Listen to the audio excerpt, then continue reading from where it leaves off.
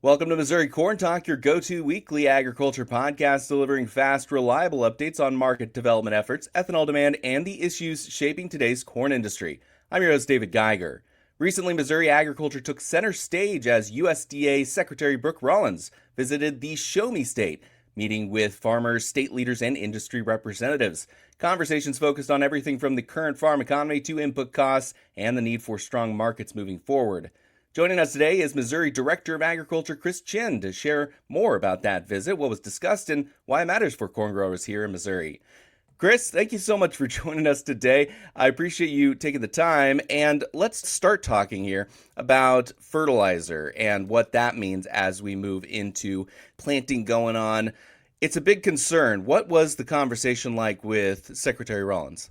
Well, thank you for having me today. I really appreciate it. Last Friday, when Secretary Rollins was in Missouri, the conversation with the farmers mainly focused around high fertilizer costs and access to the fertilizer on a timely manner when they needed it.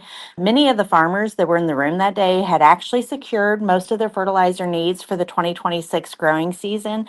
And so they were really looking forward to the 2027 and what that might hold for them. With corn prices in the last 9 days have been up, which is amazing. But that may not hold true for the rest of the growing season when it comes time to harvest and actually sell their crops. And so they were really talking about the future and the ability to make sure their farm is around for the next generation.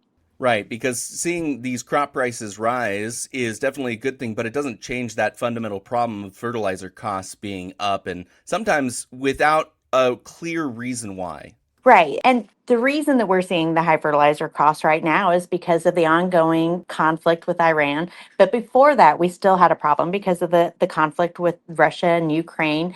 Those all have impacts on the price of our inputs here in the United States and especially in Missouri. The one benefit we have in Missouri is that we do have the Mississippi and the Missouri River. So that helps us with transportation, but shipping costs, whether it's via barge, rail, or truck, is still expensive. And so when you have that increased cost and if you have countervailing duties on top of that, it really takes a blow. And at the end of the day, the farmer is the one who has to absorb all of those costs. I'm glad you brought that up. Supply chains on a larger scale of the global level, as well as that uncertainty you noted, add pressure to fertilizer. How does agriculture engage with the conversation of how to stabilize or even fix these issues?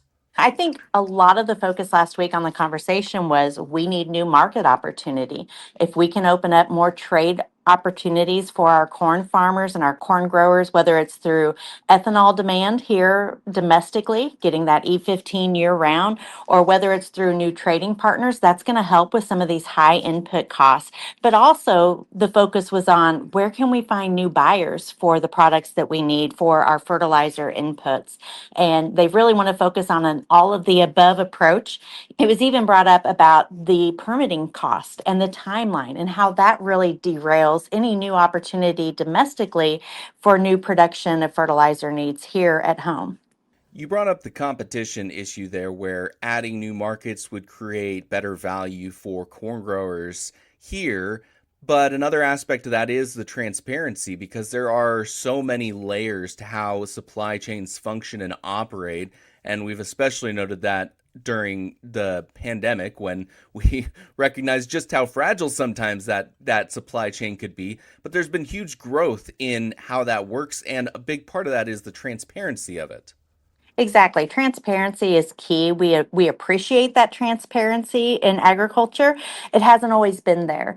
We need to know exactly where our products are going to come from. We need to know that we're going to have new market opportunities, and we follow the markets very closely. We as farmers are watching the ups and the downs and the volatility in the market, but making sure that we know that we're being given a fair opportunity to purchase those products at an affordable price. We don't want to make it to where somebody else is losing money, by no means, but we also want to make sure that we aren't overpaying for the products that we receive. Agriculture groups, state groups, and federal groups all work on competition transparency through something like trade missions, which is an opportunity that really gives everyone a chance to see where the new markets could be and where they could get new customers. How are trade missions and focusing on competition in opening new markets working for you and for Missouri corn farmers? Well, trade is all about having trust and partnerships. And so, with the trade missions that Missouri Corn takes, as well as the U.S. Department of Agriculture and the Missouri Department of Agriculture, we always focus on building that relationship. We want to make sure that we trust the people we're trading with and that they trust us. And so, that's really how we focus our trade missions, is to make sure that we're building those relationships. We're finding good market opportunities. We want to make sure that if we're going to go into a trade negotiation with another country, that it's going to be very beneficial for our Missouri farmers and ranchers. But at the same time, it has to be beneficial for the other country as well, or they're not going to want to do business with us for very long. What do you think is the biggest opportunity, or perhaps a really interesting avenue that you see moving forward, how trade and additional competition could support folks in your state? Always we look first domestically because that's a more dependable market for us. Livestock growth in the state of Missouri and across the United States will greatly benefit the corn growers because competition for that corn is what we really need. Year-round E15 is also another benefit that will help boost the price that we receive for our corn that's grown here in the state of Missouri. And then obviously more trade markets is always going to be important. But I really feel like in the last few years, Missouri corn farmers have been looking for new opportunities to add value to the products that they're raising on their farms, whether that's through the E15 market or adding some livestock to their operations themselves, because sometimes it's better to walk that corn off your farm through beef or swine or poultry, and that can add more value to that family farm as well. Right, because transportation is a massive cost for farmers, and if they can have a location that they could send their corn to, like an ethanol plant or so on, that could be really beneficial to their own personal bottom line. Absolutely. And at the end of the day, we want to make sure that our input costs are as low as they can be so that our farming community can be profitable. And farmers are the original environmentalists. They're always looking at new ways to do more with less.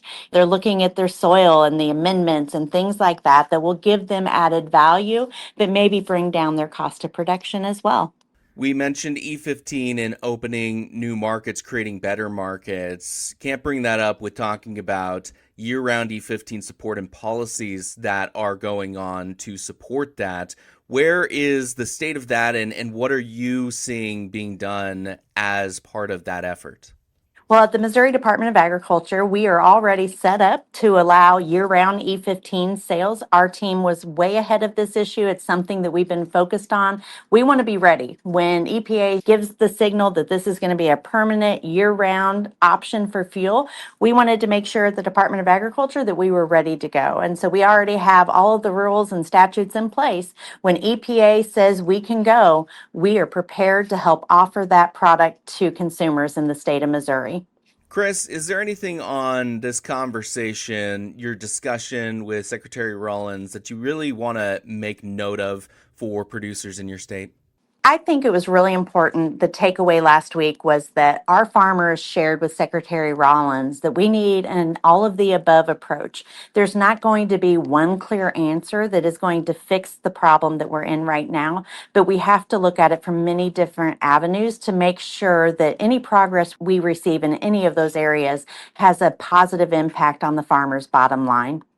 Director of Agriculture in Missouri, Chris Chinn. Thank you so much for taking the time to join us and helping to share Missouri's agriculture story at both the state and national levels. It's really clear that stories like this, opportunities like this of USDA's visit are more than just the conversation. They're making sure the voice of Missouri farmers are heard where it matters most as we work together to build demand. Chris, thank you so much for your time today. Thank you. And that's it for this week's Missouri Corn Talk. This podcast is made possible by the Missouri Corn Merchandising Council and the Missouri Corn Growers Association. To learn more about the work being done on behalf of Missouri corn farmers, visit mocorn.org. I'm David Geiger. Thanks for listening.